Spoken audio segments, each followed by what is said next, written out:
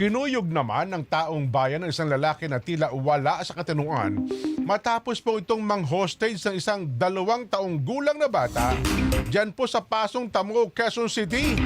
Aba, tinutukan po ni Jimboy Tihano ang maaksyong pangyayari. Jimboy, balita mo. Ayan, kawawa yung bata. Ayan na! Hawak mo na yung bata! Dali! Iyan ang maaksyong tagpo sa bahagi ng Elliptical Road, corner Quezon Avenue sa Quezon City, pasado alas 11 kagabi. Lupaypay ang isang lalaking makarang makorner at kuyugin ng taong bayan matapos mang-hostage ng isang 2 taong gulang na batang babae.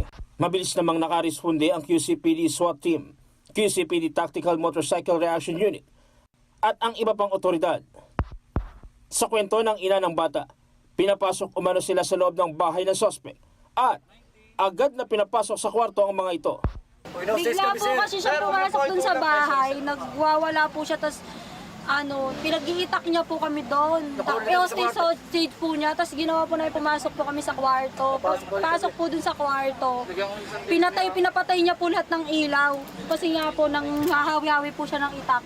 Ang ama ng biktima may sugat pa sa kamay, makaraang sa lagi ng itak na sanay ipangsasaksak sa bata. Ultimo ang asawang buntis ng suspect, tinutukan ng patalim sa leeg.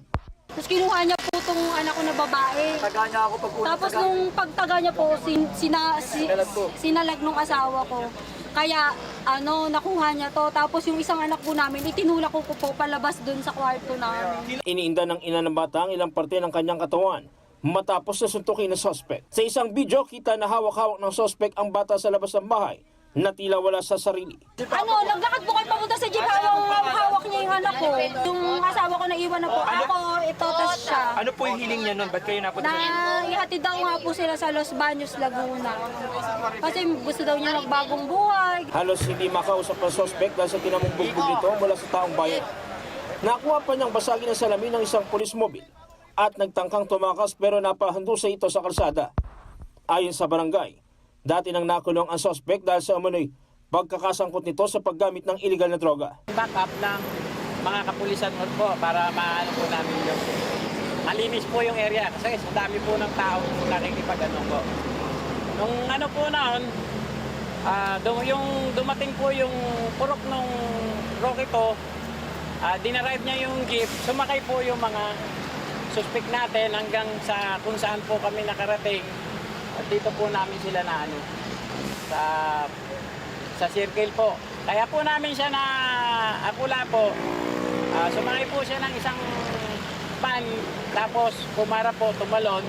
Kaya po namin siya nahuli po ay meron po isang angkas ng single motor na sumakay siya na pinagsusuntok po niya.